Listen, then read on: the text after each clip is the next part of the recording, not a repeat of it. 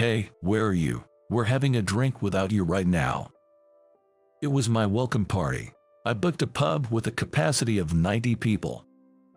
It was my welcome party, but no one showed up at the venue I was told to book myself.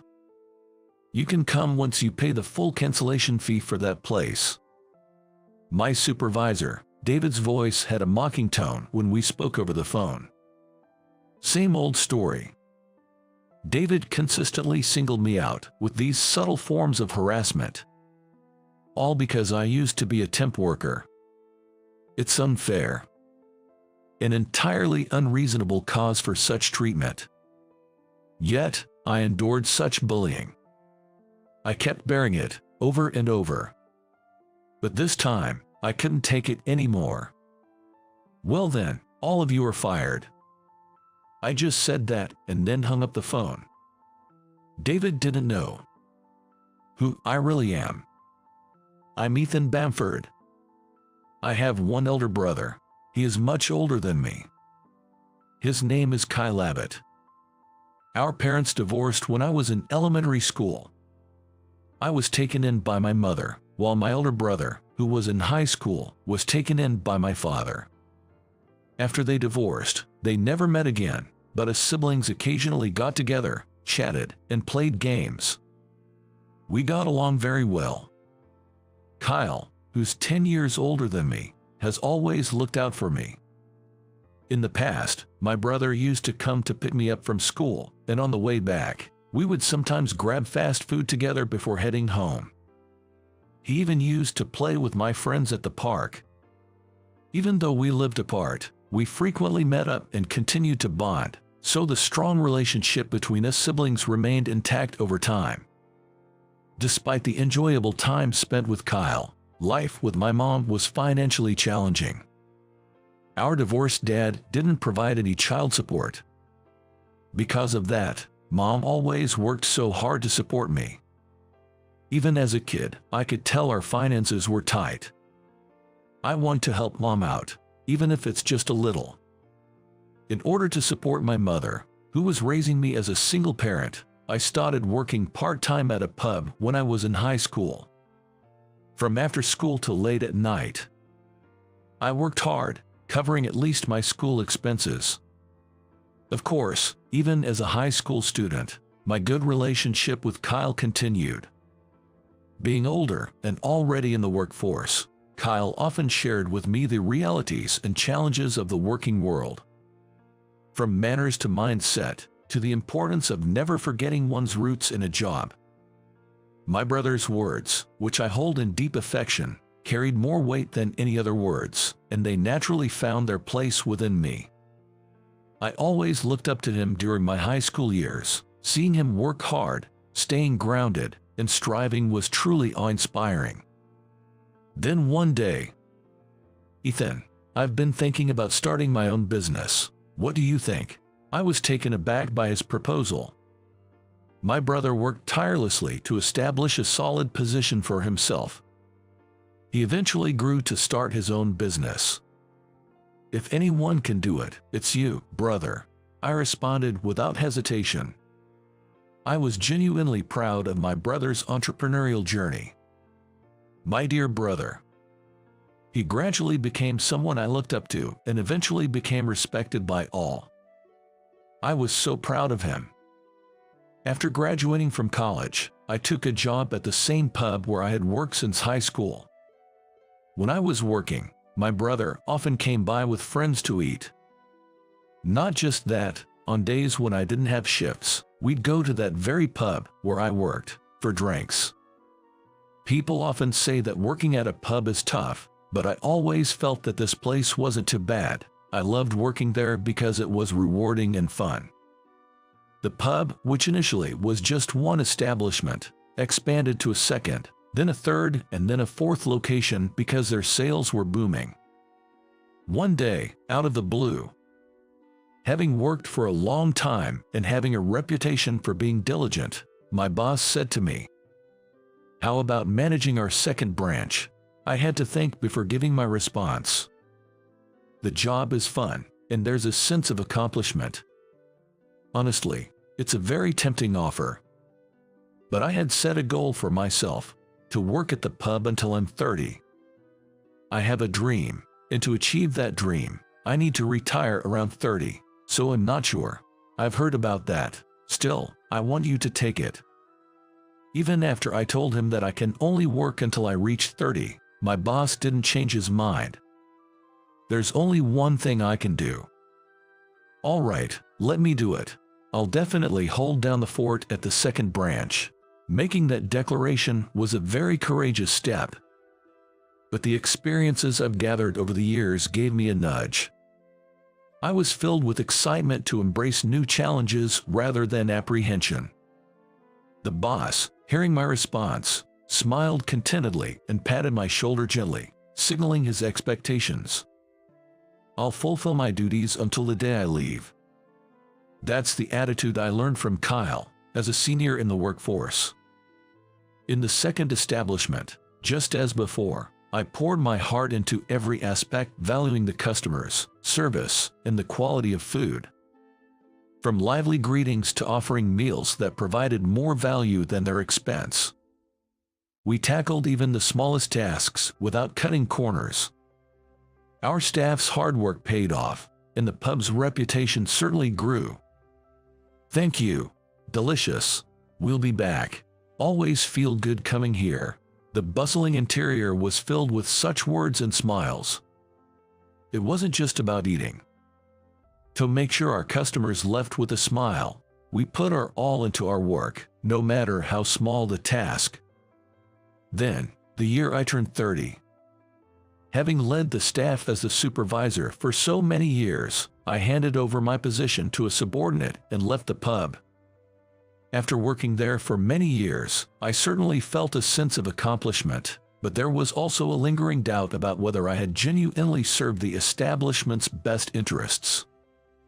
However, on the day I resigned, my subordinates held a farewell party for me. At the party, one of them grabbed my hand and said, "From now on, I'll carry on what I learned from you, Ethan." From 16 to 30. Looking back, I had spent nearly half my life at the pub. Touched by the warmth of that workplace, I felt a surge of emotion. With colleagues who believed in me and subordinates who looked up to me, I had the feeling that my resignation was indeed regrettable. It felt like all my hard work had been recognized, and I was elated. After retiring, I registered with a certain temp agency.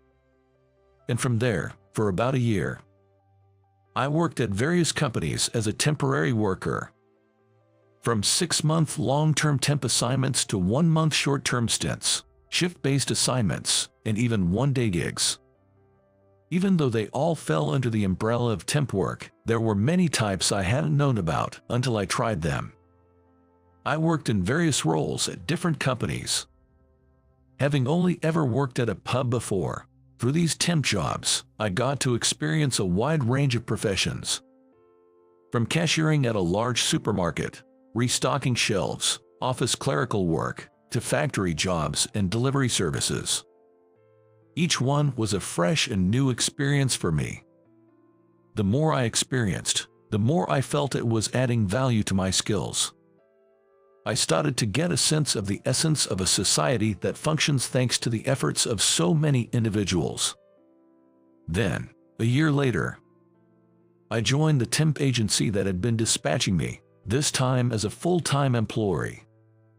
I was placed in the sales department. This department was quite big, with as many as 90 staff members. Now, this is where the real journey begins. I took a new step forward for my goals. Filled with hope and enthusiasm in my new life, my colleagues in the sales department welcomed me as a member of the team. I had a good feeling about it. I wanted to enjoy working at this new company. But reality had a cruel way of dashing such hopes. There was one person who didn't welcome me with open arms. It was David, the supervisor. The moment he learned about my background, he sneered. He was the only one who consistently belittled me. Whenever he referred to someone as the guy from the temp agency, he was talking about me.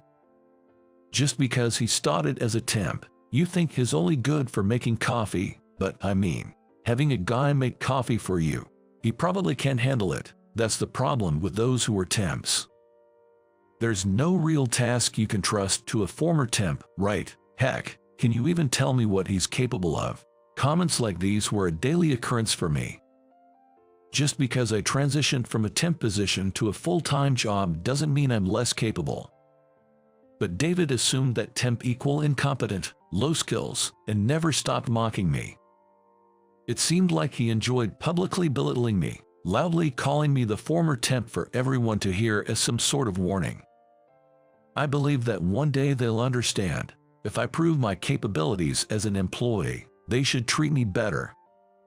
I had no choice but to believe that, so I dedicated myself diligently to my daily tasks. I gave my all, drawing from all my past experiences. Yet, David never stopped mocking me. In fact, he started to interfere with my work. For instance, I secured a major deal for the company. David reported it to the higher-ups as if it were his own accomplishment. He took credit for my achievements, being my superior. On the other hand, I found myself burdened with his work as if it were expected. Of course, this meant I had even less time for my own work, but he'd only ever do the final touches himself. So, his behavior never really became a big issue.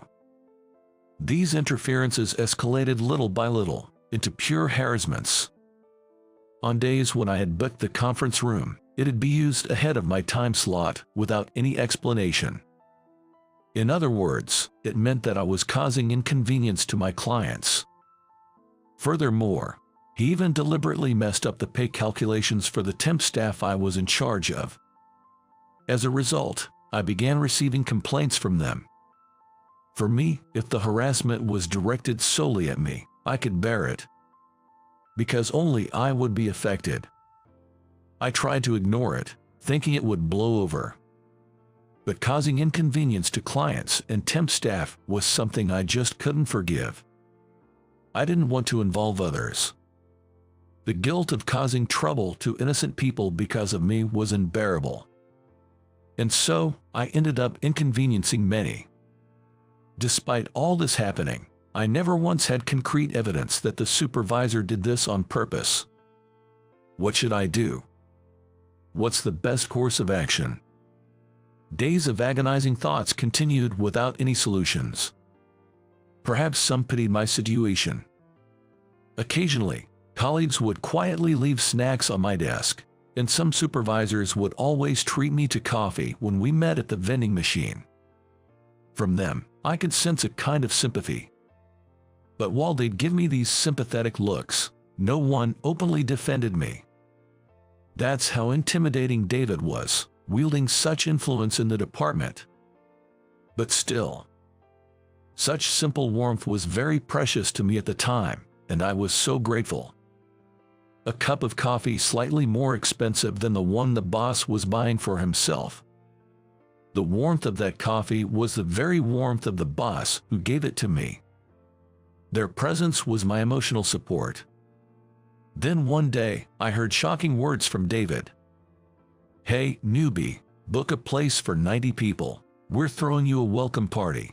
Incredibly, the supervisor was planning a welcome party for me that day. But it's my welcome party, and I have to be the organizer. Isn't that a bit odd? I'm supposed to handle it. Yes, you're taking care of it.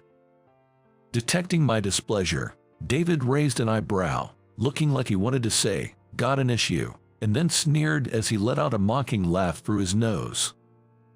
He left saying just one thing: "Anyone can make a restaurant reservation. Perfect for a temp like you." It was clearly a directive. With no other choice, I began searching for a venue for the gathering. Is that so? It's difficult. Understood. Thank you, I appreciate it and hope to speak again soon. Finding a suitable place for the event was no easy task. After all, it's a massive department. With a whopping 90 people and not much time left until the event, it wasn't easy. Not many restaurants were willing to accommodate such challenging conditions. So, I called up a place I knew. "Hello, hope you're doing well. It's Ethan." "Oh, Ethan. It's been a while. What's up?" It was the pub where I used to work. Even after I quit, we'd stayed in touch, and they'd always been helpful. "I have a situation. I'm trying to find a place that can accommodate 90 people for dinner." 90 people. That's a lot. Given how last minute it was, my request was quite a big ask. However, when I explained the situation to my former workplace, they gladly accepted, saying, "Anything for Ethan. Are you sure about this? It's your welcome party, Ethan. We gotta make it big." Their kindness touched my heart, and I felt a warmth in my eyes. That's how I made a reservation for 90 people. Given the number, we essentially booked the entire place. "Thank you so much." "Don't mention it. It's $40 per person. You can pay on the day." Their kindness extended to letting me pay on the day of the event. I was genuinely filled with gratitude and appreciation. Then, the day finally arrived. I headed straight to the party venue from a client meeting. Standing in front of that familiar old sign, memories from a few years back when I worked there came flooding back so vividly. The fun times and the challenges. In those memories, there were always staff members who lent a helping hand. Today, as well, they accepted my request. This place has always been filled with kindness and a genuine care for people. I felt nostalgic about the past and sometimes envied my younger self.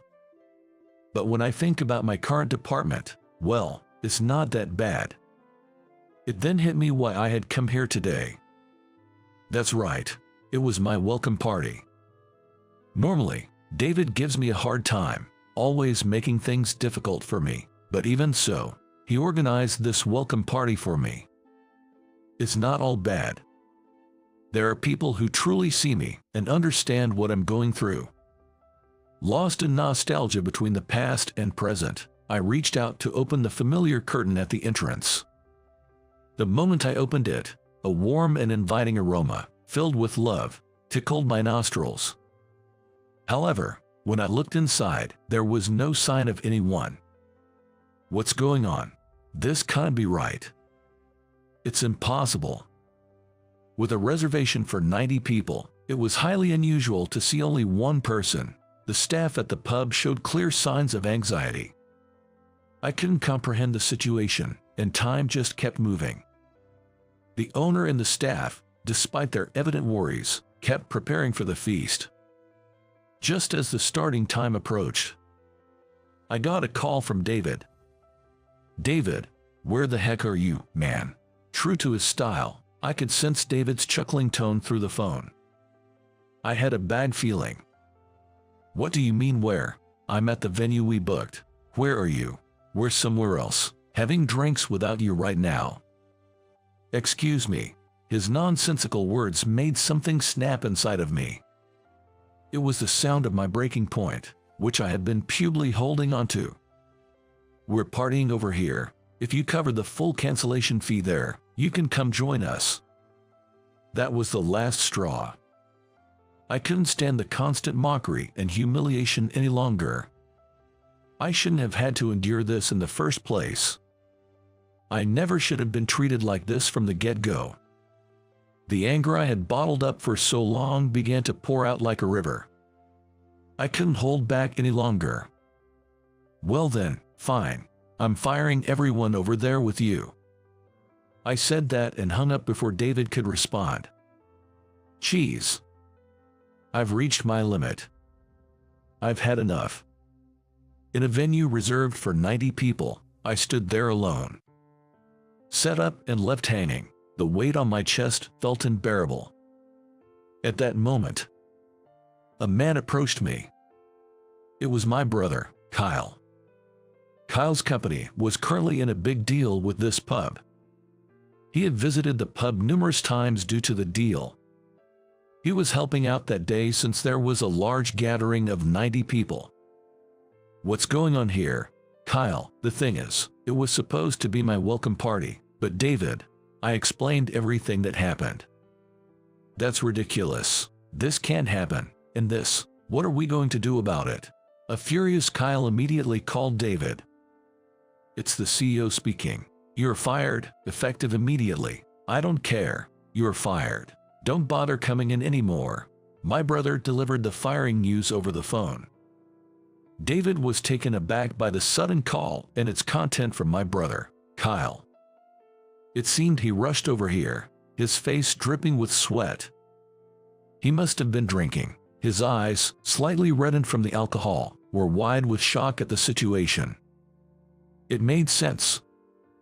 Right after I told him, I'll fire you, the CEO himself directly declared his termination. Moreover, upon arriving, he sees the CEO, Kyle, and me side by side in the spacious venue. He was visibly flustered, not comprehending the situation. About the firing, CEO, why are you here? David was panicking, his mind going blank. His usual smug smirk was gone, replaced by a pale face covered in cold sweat. In fact, the company my brother started was the staffing agency where we work. We had different last names due to our parents' divorce. None of the employees, including David, knew this fact. Is there a problem with me being here? No, not exactly. The CEO glared at David, his voice several times deeper than usual. David, in response, noticeably flinched from fear. David, what's going on here? Well, there was a minor mix-up. It seemed like Ethan made a mistake. Incredibly, even now, David tried to spin a blatant lie. Even while shaken, he tried to throw someone else under the bus, looking for an escape. I felt my anger surge, ready to explode any second. David, I just booked the venue because you told me to. But just as I was about to say it, my brother placed his hand on my shoulder. Listen up, David. Ethan, he's my younger brother. What? Your brother? David was taken aback, unable to process the sudden revelation. My brother continued to address the bewildered David. So, is this situation due to Ethan's mistake? With cold eyes and a sharp gaze, my brother, Kyle, calmly questioned the David. David was trembling slightly, unable to utter a word. Well, no, it's not. David's voice was pubely audible. Tell me, David, what kind of business are we in? We're a staffing agency. That's right. Our company is a staffing agency. At the moment, we mainly provide staff for office jobs. I was thinking of expanding to restaurants as well. David seemed unable to grasp the situation and remained silent. Perhaps he was so shocked that he couldn't think straight. You've trampled over this. Actually, Kyle had been visiting this pub with the intent to expand his business. A staffing agency. Currently, they mainly focus on office jobs, but that limits the scope of people they can employ. Among the registered temp workers, some have had children and can't work full-time, or some prefer shift work due to their personal circumstances. Kyle had been thinking about accommodating these folks by increasing dealings with restaurants and eateries. He had been in talks with this very pub, where I used to work, to accept temp workers as a first step. That's why I came to this pub today. Because of this incident, our company has caused significant inconvenience to a potential major client. I didn't mean to. In this business world, trust is easily lost. We'll probably lose the deal to place our temp staff there. Do you know what you have done? You have caused serious trouble and damage to the company. Therefore, you are fired as of today. Upon hearing Kyle's words, David went pale and collapsed on the spot. Only then did he fully realize the magnitude of his error. Just pay the cancellation fee and it's over. David's mindset disregarded someone else's hard work and efforts. All the preparations for that day, the food, the venue, the staff, everything went to waste.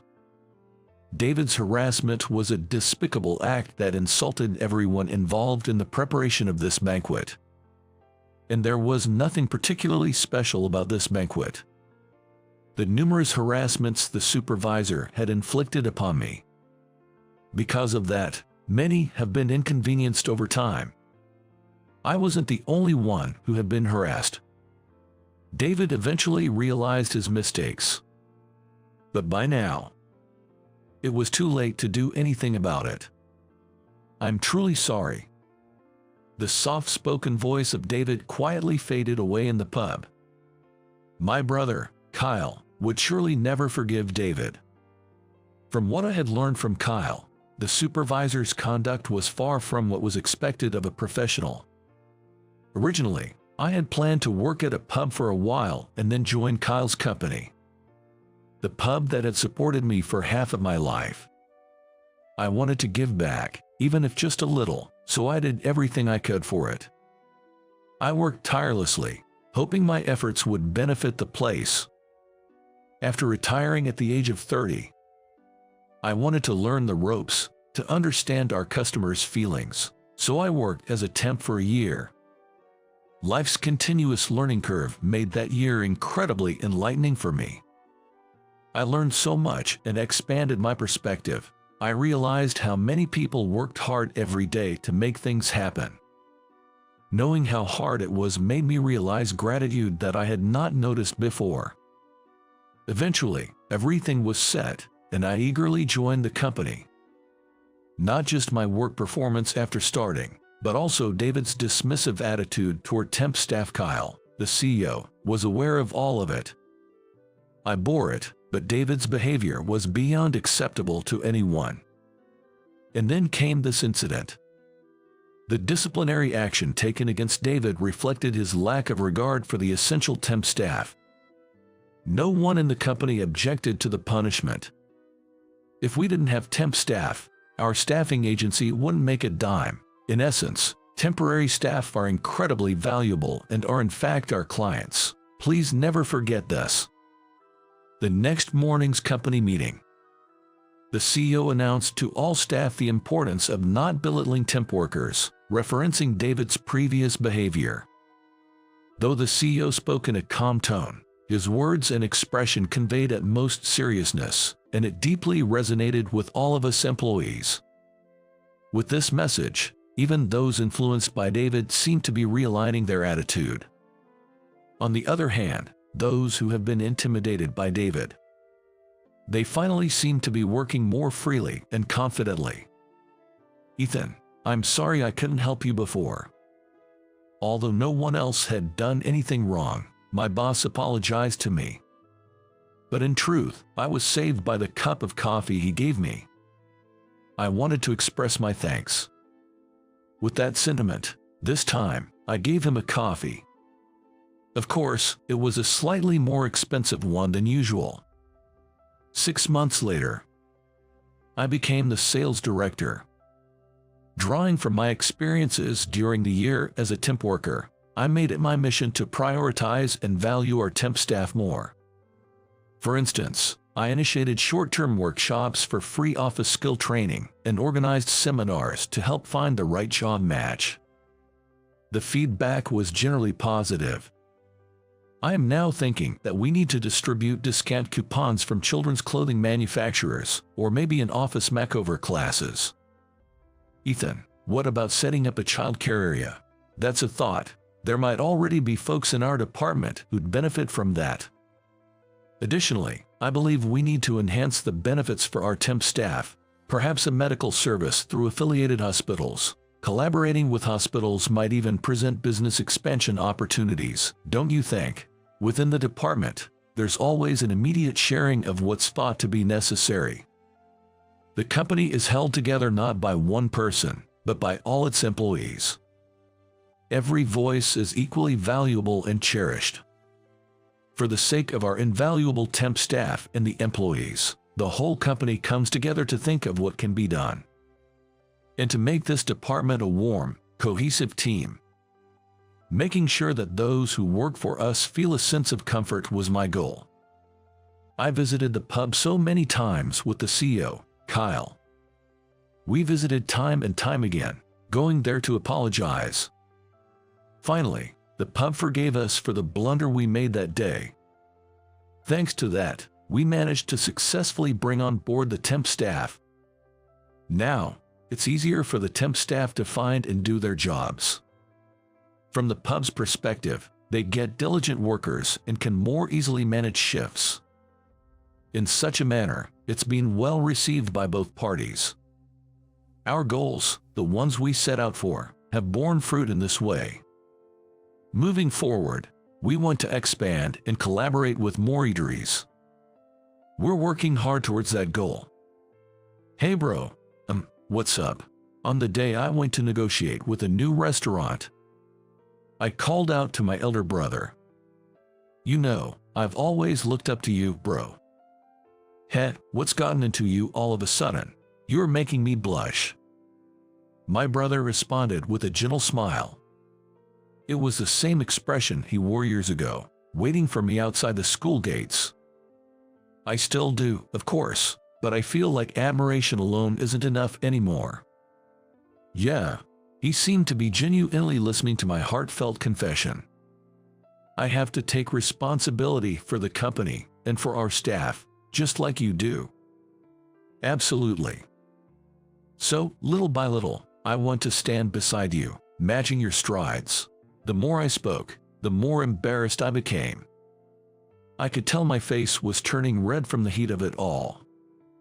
So, what I'm trying to say is, let's keep pushing forward together, all right, I said, with a hint of resignation. My brother's eyes crinkled at the corners, and he gave a sly grin. Yeah, of course, let's keep growing and strengthening the company, just like we've always done. But, while saying this, he looked straight into my eyes. I've always seen you, Ethan, as an equal. I'm relying on you now and always will. We looked at each other and smiled in front of the door of BQQ joint, which was crowded at night. It was a mix of feeling embarrassed and elated. Well, let's keep valuing all our staff and customers, just as we always have. Absolutely. Never forget our roots. As kids, we spent a lot of time apart.